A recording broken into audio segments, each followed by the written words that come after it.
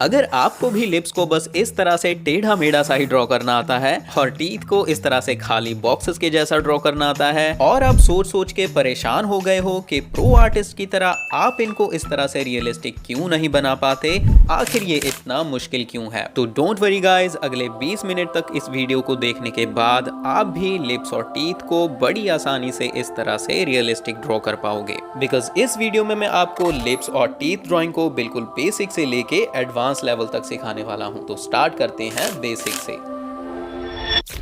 तो सबसे पहले बात करते हैं लिप्स की स्केचिंग या फिर आउटलाइन ड्राइंग के बारे में। तो मुझे लगता है कि आप सब लिप्स को ड्रॉ करने के लिए पहले इस तरह से एक सीधी लाइन ड्रॉ करते होंगे, उसके बाद इस तरह से एक कर्व लाइन नीचे ड्रॉ करते होंगे और फिर ऊपर सेंटर में एक छोटा सा वी शेप का गड्ढा बना के दोनों तरफ कर्व लाइंस को ड्रॉ करके इस तरह से लिप्स की आउटलाइन ड्राइंग को कंप्लीट कर लेते होंगे, राइट। बट पहली गलती आप यहीं पे करते हो। देखो, मैंने आपको इस बेसिक टू एडवांस सीरीज के पिछले पार्ट्स में कई बार समझाया है कि अगर हमें किसी भी ऑब्जेक्ट को रियलिस्टिक बनाना है तो हमें अपनी ड्राइंग में डेप्थ और वॉल्यूम को दिखाना पड़ेगा, मतलब मोटाई या गहराई को बनाना पड़ेगा।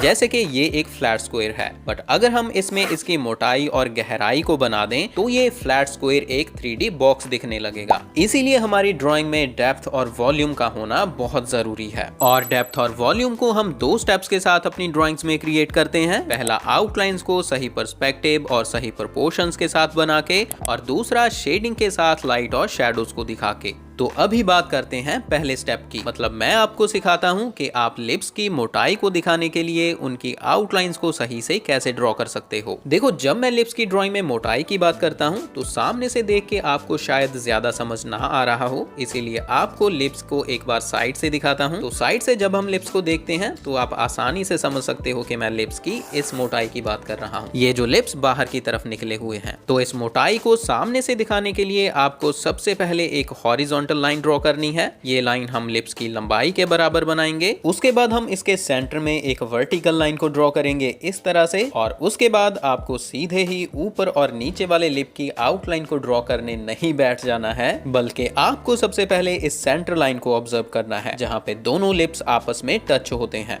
तो अगर आप इसको ध्यान से ऑब्जर्व करो तो ये लाइन बिल्कुल सीधी नहीं है। दोनों लिप्स की मोटाई और शेप की वजह से इस लाइन में आपको 3 कर्व्स नीचे की तरफ नजर आएंगी, 2 साइड्स पे और एक सेंटर में। और साइड वाली कर्व्स हॉरिजॉन्टल लाइन से नीचे की तरफ हैं और सेंटर वाली कर्व हॉरिजॉन्टल लाइन से ऊपर की तरफ है। तो हम इसको ड्रॉ भी ऐसे ही करेंगे। चलो, अब मैं आपको ड्रॉ करके दिखाता हूँ। मैं यहाँ से स्टार्ट करूंगा। मैं थोड़ा सा आगे की तरफ लाइन को बढ़ा के इसको नीचे की तरफ घुमा दूंगा और फिर थोड़ा सा आगे ले जाके ऊपर की तरफ घुमा दूंगा कर्व के जैसे, और फिर दूसरी तरफ से भी सेम इसी तरह से थोड़ा सा आगे की तरफ लाऊंगा और नीचे की तरफ घुमा दूंगा। उसके बाद थोड़ा सा और आगे ले जाके ऊपर की तरफ ले जाऊंगा। उसके बाद दोनों तरफ से इन लाइंस को रेफरेंस फोटो के जैसे ही थोड़ा ऊपर की तरफ ले जाके सेंटर में ले जाके फिर से नीचे की तरफ ले आऊंगा और सेंटर में भी एक नीचे की तरफ धनुष के जैसी कर्व को ड्रॉ कर दूंगा। बस आपको एक बात का ध्यान रखना है कि ये जो सेंटर वाली कर्व है इसको आपको दोनों साइड्स वाली कर्व से थोड़ा ऊपर की तरफ बनाना है। जैसे कि यहाँ आप देख सकते हो, ये दोनों साइड वाली कर्व से ऊपर की तरफ है। तो आपको इस सेंटर वाली लाइन को हमेशा ऐसे ही ड्रॉ करना है। हाँ, अलग अलग इंसानों में लिप्स की शेप के अकॉर्डिंगली ये जो कर्व्स हैं इनकी ये गहराई या झुकाव कम ज्यादा जरूर होगा। तो आपको इस चीज को रेफरेंस फोटो को अच्छे से ऑब्जर्व करके ही बनाना होगा। और इस सेंटर वाली लाइन को ड्रॉ करने के बाद ही आपको ऊपर और नीचे वाले लिप की मोटाई का अंदाजा लगाना है। जैसे कि इस फोटो में इस सेंटर वाली लाइन से ऊपर वाले लिप की मोटाई ज्यादा है और नीचे वाले लिप की मोटाई कम है, तो हम भी इनके लिए ऐसे ही निशान लगाएंगे इस वर्टिकल लाइन पे। और अब इसके बाद हम ड्रॉ करेंगे ऊपर वाले लिप की आउटलाइंस को। सबसे पहले हम यहाँ सेंटर में इस तरह से एक वी शेप का छोटा सा गड्ढा बना देंगे, बट इसको आपको ज्यादा गहरा नहीं बनाना है, बल्कि गहराई को थोड़ा कम ही रखना है। जितनी रेफरेंस फोटो में है बस उतनी ही। इस गड्ढे को क्यूपिड्स बो या फिर फिल्ट्रम बोलते हैं। उसके बाद आपको दोनों तरफ से इन लाइंस को दोनों कॉर्नर से मिला देना है इस तरह से, बट आपको अपनी मर्जी से ही इनको इस तरह से अंदर की तरफ झुका के नहीं बनाना है। आपको इनको रेफरेंस फोटो के हिसाब से ही बनाना है। ये ज्यादातर इस तरह से थोड़ी थोड़ी बाहर की तरफ ही गोल होती हैं। उसके बाद हम नीचे वाले लिप की आउटलाइन को ड्रॉ करेंगे। तो इसके लिए भी हम पहले जहां तक इसकी मोटाई है वहां एक छोटी सी सीधी लाइन लगाएंगे। उसके बाद इस लाइन को थोड़ा थोड़ा गोल करके सेंटर वाली लाइन के कॉर्नर्स तक ले जाएंगे। और अब शायद आपको लग रहा होगा कि आउटलाइंस कंप्लीट हो गई हैं, बट नहीं, अभी एक छोटा सा काम बाकी है जो बहुत इंपॉर्टेंट है लिप्स ड्राइंग को रियलिस्टिक बनाने के लिए। तो अगर आपने मेरी ड्राइंग्स में या फिर रियल लाइफ में भी लोगों के लिप्स को ध्यान से देखा है तो आपने नोटिस किया होगा कि लिप्स के साथ साथ ऊपर भी और नीचे भी लिप्स की मोटाई की वजह से इस तरह से बारीक बारीक सी व्हाइट स्किन की लाइन बनी होती है, बिकॉज ये लिप्स की स्किन से थोड़ी लाइट होती है। इसको व्हाइट रोल बोलते हैं और लिप्स में डेप्थ और वॉल्यूम को दिखाने के लिए इसको ड्रॉ करना बहुत जरूरी होता है। तो हमारी ड्राइंग में हम ऊपर वाले लिप के ऊपर इसकी आउटलाइन को ड्रॉ नहीं करेंगे, बिकॉज ऊपर लाइट की वजह से ये ज्यादा दिखाई नहीं देती। तो इसको हम थोड़ा बहुत तो शेडिंग के साथ ही ड्रॉ कर सकते हैं, जो कि मैं बाद में आपको शेडिंग करते टाइम करके दिखाऊंगा। बट नीचे वाले लिप की मोटाई और शैडोज की वजह से ये लाइन नीचे की तरफ ज्यादा नजर आती है, तो यहाँ हमें इसकी आउटलाइन जरूर ड्रॉ करनी पड़ेगी डेप्थ और वॉल्यूम को दिखाने के लिए। तो मैं रेफरेंस फोटो के हिसाब से नीचे वाले लिप के नीचे इस तरह से एक और लाइन ड्रॉ कर दूंगा और इसी के साथ लिप्स की आउटलाइन ड्राइंग कंप्लीट हो गई है। और आउटलाइन ड्राइंग में लिप्स की मोटाई को बस हम इस हद तक ही ड्रॉ कर सकते हैं। इससे आगे लिप्स में डेप्थ और वॉल्यूम को दिखाने के लिए जरूरत पड़ेगी शेडिंग की।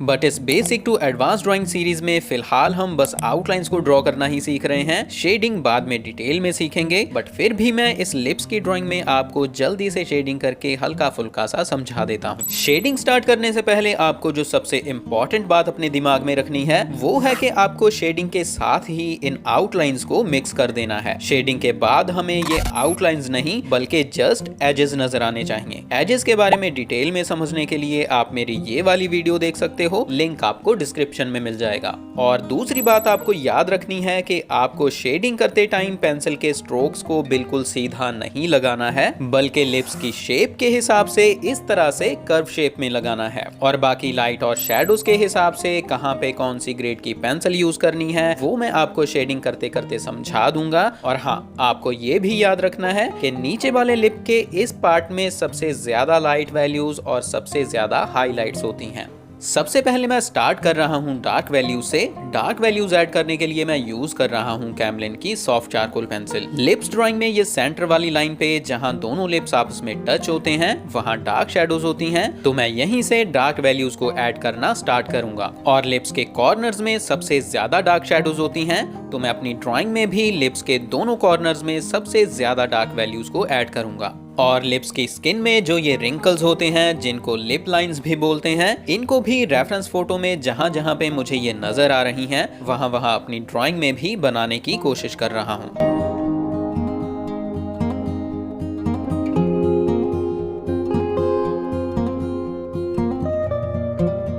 और अब इसके बाद मैं 4B पेंसिल के साथ ऊपर वाले लिप में बाकी की मिड वैल्यूज को ऐड करूंगा। और ये 4B पेंसिल भी मैं कैमलिन की ही यूज कर रहा हूं। और हाँ, यहाँ पे मैं चारकोल और ग्रेफाइट पेंसिल्स को मिक्स करके शेडिंग कर रहा हूं। आई नो आप में से बहुत सारे दोस्तों को चारकोल और ग्रेफाइट पेंसिल्स को मिक्स करने में दिक्कत आती होगी, तो अगर आप चाहते हो कि मैं एक अलग से वीडियो बना के आपको सिखाऊं कि मैं ग्रेफाइट और चारकोल को मिक्स करके शेडिंग कैसे करता हूं, तो आप कमेंट्स में बोल सकते हो। मैं आपके लिए एक अलग से वीडियो बना के आपको ये सिखा दूंगा। 4B पेंसिल के साथ शेडिंग के बाद अब मैं 6B ग्रेड की पेंसिल के साथ एक लेयर बनाऊंगा। इसको जहां जहां पे थोड़ी डार्क मिड वैल्यूज हैं वहां वहां पे शेडिंग करने के लिए यूज करूंगा। और मैं पेंसिल के स्ट्रोक्स को भी वैसे ही लगा रहा हूं जैसे मैंने आपको पहले समझाया था। मैं काफी हल्के प्रेशर के साथ शेडिंग कर रहा हूं और लिप्स की आउटलाइंस को भी शेडिंग के अंदर ही मिक्स करने की कोशिश कर रहा हूं। तो 6B पेंसिल के साथ मिड वैल्यूज को ऐड करने के बाद अब मैं फिर से सॉफ्ट चारकोल पेंसिल यूज करके जहां जहां डार्क वैल्यूज हैं वहां वहां डार्क वैल्यूज को फिर से ऐड करके करेक्शंस करूंगा।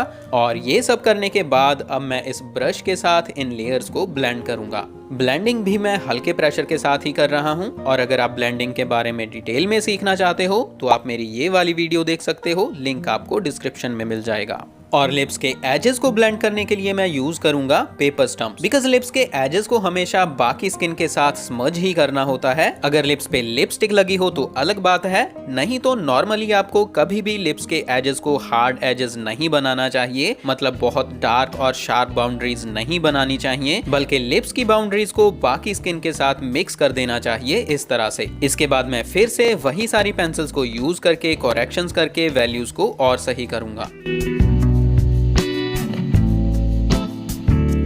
उसके बाद मैं थोड़ी सी शेडिंग क्यूपिड्स वो या फिर फिल्ट्रम वाले पार्ट में करूंगा और फिर थोड़ी सी शेडिंग इसके दोनों तरफ लिप के साथ साथ थोड़ी थोड़ी स्पेस छोड़ के करूंगा, जिससे लिप के साथ साथ बारीक सी व्हाइट लाइन नजर आने लगेगी, जिसके बारे में मैंने आपको पहले बताया था कि इसको हम व्हाइट रोल बोलते हैं। मैंने यहाँ बस हल्की हल्की सी शेडिंग की है, आप अच्छे से टाइम स्पेंड करके और अच्छे से शेडिंग करके इसको और रियलिस्टिक बना सकते हो। उसके बाद नीचे वाले लिप में शेडिंग करनी स्टार्ट करेंगे। इसके लिए मैं सबसे पहले 2B ग्रेड की पेंसिल को यूज कर रहा हूँ और मैं पेंसिल के स्ट्रोक्स को उसी डायरेक्शन में बना रहा हूँ जिस डायरेक्शन में मैंने आपको स्टार्टिंग में समझाया था।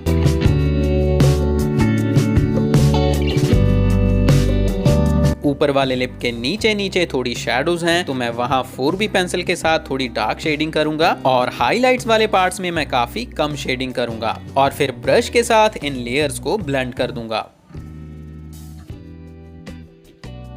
उसके बाद मैं लिप में जो ये रिंकल्स या फिर ये जो वर्टिकल लिप लाइंस होती हैं इनको ड्रॉ करूंगा और नीडेबल इरेजर के साथ हाइलाइट्स को अच्छे से बनाऊंगा। उसके बाद मैं नीचे वाले लिप के बाहर जो ये व्हाइट रोल होता है, जो लाइट स्किन वाली लाइन होती है, उसको बनाने के लिए इस तरह से उसके नीचे शेडिंग करके शैडोज को ऐड करूंगा। पहले मैं 4B और 6B पेंसिल के साथ शेडिंग कर रहा हूँ और जहाँ पे थोड़ी ज्यादा डार्क शैडोज हैं वहां मैं चारकोल पेंसिल के साथ शेडिंग करूंगा।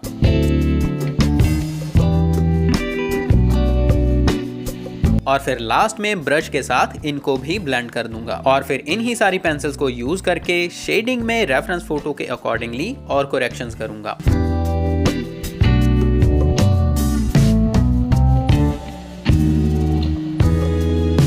और फाइनली आप देख सकते हो कि इस प्रोसेस को फॉलो करके आप भी इस तरह से लिप्स को बहुत रियलिस्टिक ड्रॉ कर सकते हो। अब सीखते हैं कि आप टीथ को कैसे रियलिस्टिक बना सकते हो, बट उससे पहले अगर आपको वीडियो अच्छी लग रही हो तो नीचे हाई पॉइंट्स को डोनेट करके मुझे सपोर्ट जरूर करना। टीथ को रियलिस्टिक ड्रॉ करने के लिए भी आपको ड्राइंग में डेप्थ और वॉल्यूम को दिखाना पड़ेगा, मतलब दांतों की मोटाई को दिखाना पड़ेगा। तो मोटाई को दिखाने के लिए फिर से स्टार्ट करते हैं फर्स्ट स्टेप से, मतलब आउटलाइन ड्राइंग से। तो मेरे हिसाब से आप में से बहुत सारे दोस्त टीथ को ड्रॉ करने के लिए एक सीधी लाइन लगाते होंगे और फिर छोटी छोटी लाइंस बीच में लगा के इस तरह से छोटे छोटे बॉक्सेस के जैसे टीथ को ड्रॉ कर लेते होंगे, जो कि बहुत फ्लैट नजर आते हैं। तो इनमें डेप्थ और वॉल्यूम को दिखाने के लिए आपको सबसे पहले अपनी आउटलाइन ड्राइंग में 3 चीजों को ठीक करना होगा। पहला, सारे के सारे दांतों को एक ही लेवल पे ड्रॉ नहीं करना है। देखो, ये जो हमारे सामने के 2 दांत होते हैं ये साइज में भी बाकी के दांतों से थोड़े बड़े होते हैं और वैसे भी ये सबसे आगे की तरफ होते हैं, तो पर्सपेक्टिव के हिसाब से भी ये सबसे बड़े नजर आते हैं। तो इनको आपको सबसे बड़ा ड्रॉ करना है। बाकी के दोनों तरफ वाले दांत थोड़े छोटे होते हैं और पीछे की तरफ होते हैं, तो उनको आपको थोड़ा छोटा ड्रॉ करना होगा। पर्सपेक्टिव के हिसाब से जो दांत जितना पीछे की तरफ होगा उतना ही छोटा ड्रॉ करना होगा। सिंपल शब्दों में आपको दोनों कॉर्नर्स वाले दांत सबसे छोटे ड्रॉ करने हैं और सेंटर वाले सबसे बड़े। दूसरा, आपको दांतों के ऊपर ये जो हमारा मांस होता है, जिनको गम्स भी बोलते हैं, इनको भी इस तरह से छोटे छोटे वी शेप के डिप्स बना के ड्रॉ करना है और दांतों के बीच में डार्क डार्क लाइंस को बनाना भी बंद करना होगा। तीसरा, आपको दांतों को बिल्कुल स्क्वायर या फिर रेक्टेंगुलर साइज के बॉक्सेस नहीं बनाना है। अगर आप दांतों को ध्यान से देखो तो इनकी शेप बिल्कुल स्क्वायर या फिर रेक्टेंगुलर नहीं होती, बल्कि मकई के दानों के जैसी होती है। नीचे से थोड़ी चौड़ाई ज्यादा होती है और ऊपर से थोड़ी कम। तो आपको भी इनको इसी तरह से ड्रॉ करना है, नीचे से थोड़े ज्यादा चौड़े और ऊपर से थोड़े पतले। तो अब इन तीनों ही बातों को ध्यान में रख के मैं आपको टीथ की आउटलाइंस को ड्रॉ करके दिखाता हूँ। मैं हमेशा सेंटर से स्टार्ट करता हूँ। पहले मैं ऊपर सेंटर का वी शेप वाला गड्ढा ड्रॉ करता हूँ। उसके बाद रेफरेंस फोटो के हिसाब से बाकी के गड्ढों की आपस में दूरी और शेप को ध्यान से देख के वैसे ही उनको ड्रॉ करता हूँ। इनकी एक दूसरे से दूरी का फोटो से मैच होना बहुत जरूरी है। तो इनको ड्रॉ करने के बाद अब मैं सेंटर के 2 दांत ड्रॉ करूंगा। इनकी शेप भी मैं रेफरेंस फोटो के हिसाब से ही ड्रॉ करूंगा, जैसे मैंने आपको पहले बताया है।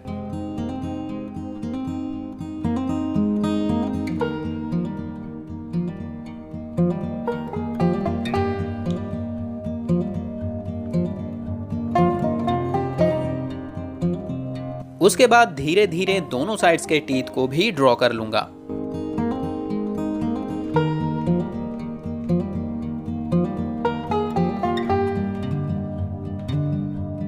और आप देख सकते हो कि मैंने दोनों साइड्स की तरफ जाते जाते दांतों का साइज और शेप भी छोटी ड्रॉ की है। और आपको एक और इम्पोर्टेंट बात का ध्यान रखना है कि दांतों की डायरेक्शन हमेशा नीचे की तरफ सीधी 90 डिग्री के एंगल पे नहीं होती, बल्कि इस फोटो की तरह कभी कभी टीथ अंदर की तरफ झुके होते हैं। तो आपको दांतों की डायरेक्शन का भी ध्यान रखना है। तो इस तरह से आपको टीथ की आउटलाइन को ड्रॉ कर लेना है। और इनमें भी आउटलाइन ड्रॉइंग के साथ हम बस इस हद तक की डेप्थ और वॉल्यूम को क्रिएट कर सकते हैं। बाकी की डेप्थ और वॉल्यूम को हम इसमें क्रिएट करेंगे शेडिंग के साथ।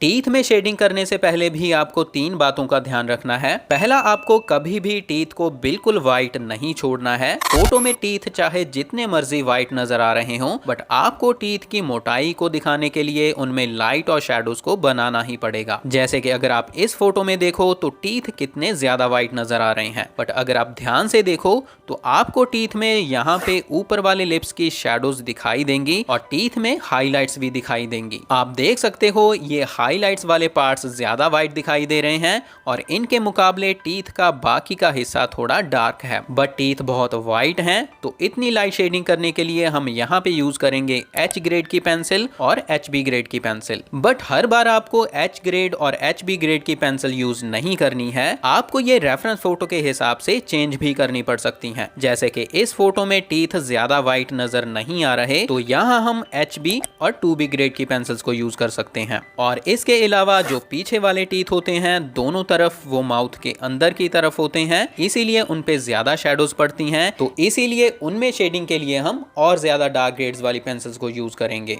दूसरा, आपको ध्यान रखना है कि आपको कभी भी टीथ की आउटलाइंस को डार्क नहीं बनाना है। आपको आउटलाइंस को शेडिंग के साथ ही मिला देना है, मतलब बस शेडिंग ही नजर आनी चाहिए, अलग से आउटलाइंस नहीं। तीसरा, आपको अगर रेफरेंस फोटो में ये गम्स वाला पार्ट नजर आ रहा है, मतलब ये टीथ के ऊपर की स्किन, तो इनमें भी आपको बहुत ध्यान से शेडिंग करनी है। रेफरेंस फोटो के हिसाब से अलग अलग ग्रेड्स की पेंसिल सेलेक्ट करके शेडिंग करनी है। अपनी मर्जी से ही इनको डार्क डार्क बना के पूरी ड्राइंग का कबाड़ा नहीं करना है, बल्कि आराम से इनमें भी लाइट और शैडोज को ध्यान से देख के शेडिंग करनी है। जैसे कि अगर आप मेरी इस ड्राइंग को देखो तो मैंने इन गम्स वाले पार्ट्स में लाइट और शैडोज के साथ साथ हाइलाइट्स को भी बनाया है। तो आपको भी अगर अपनी ड्राइंग को रियलिस्टिक बनाना है तो इन बातों का ध्यान रखना होगा। चलो अभी मैं आपको टीथ ड्राइंग में शेडिंग करके दिखाता हूँ। तो यहाँ पे भी मैं स्टार्ट करता हूँ डार्क वैल्यूज को ऐड करने से। सबसे पहले मैं चारकोल पेंसिल के साथ जहाँ जहाँ पे डार्क वैल्यूज हैं, मतलब जहाँ जहाँ पे डार्क शैडोज हैं, जैसे कि ये माउथ के अंदर के पार्ट्स, यहाँ पे शेडिंग करूंगा। और मैं बहुत हल्के प्रेशर के साथ लेयर्स बना रहा हूँ।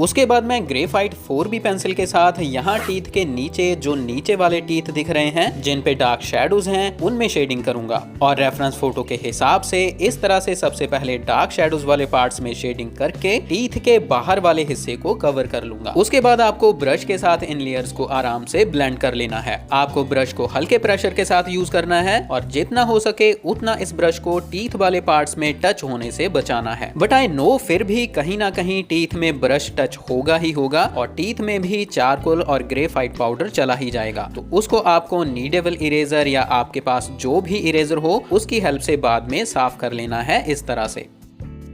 उसके बाद हमें इन ऊपर वाले गम्स के पार्ट्स में शेडिंग करनी है। इसके लिए मैं 4B पेंसिल यूज कर रहा हूँ और जैसे मैंने आपको पहले बताया था कि हमें इन गम्स के पार्ट्स में भी लाइट और शैडोज के हिसाब से शेडिंग करनी है, तो यहाँ इन गम्स के पार्ट्स में भी ऊपर वाले लिप्स की शैडोज बन रही हैं, तो हम ऊपर वाले लिप के नीचे यहाँ थोड़ी थोड़ी सी डार्क वैल्यूज ऐड करके शैडोज को बना देंगे और इसी तरह से फिर हमें बाकी के गम्स में भी शेडिंग कर लेनी है।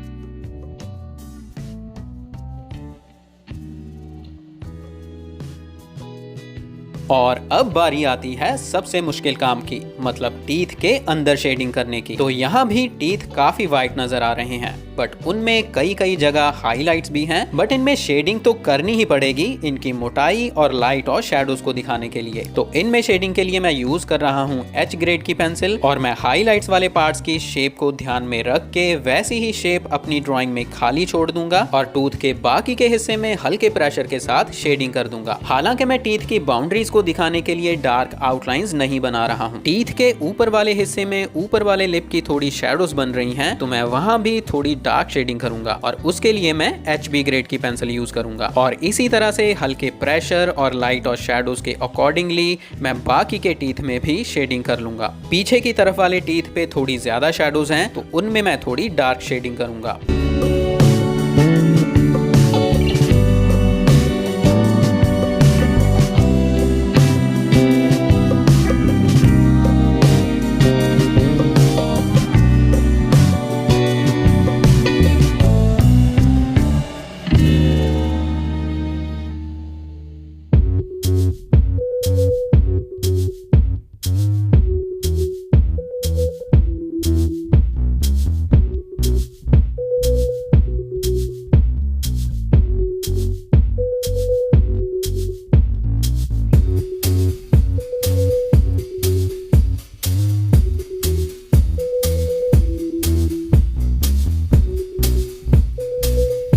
और शेडिंग के बाद अब मैं इस ब्रश के साथ इन लेयर्स को ब्लेंड कर दूंगा, बट ब्लेंडिंग से पहले आपको ध्यान रखना है कि आपको इस ब्रश को अच्छे से साफ कर लेना है। अगर इसमें पहले से ग्रेफाइट या चारकोल पाउडर लगा होगा तो ये टीथ को खराब कर देगा। उसके बाद बहुत हल्के प्रेशर के साथ मैं यहाँ ब्लेंड कर दूंगा और उसके बाद नीडेबल इरेजर की हेल्प से हाईलाइट्स को थोड़ा और इनहेंस कर दूंगा इरेज करके, और फिर पेंसिल्स के साथ यहाँ करेक्शंस करता रहूंगा जब तक ड्राइंग रेफरेंस फोटो के साथ मैच ना हो जाए।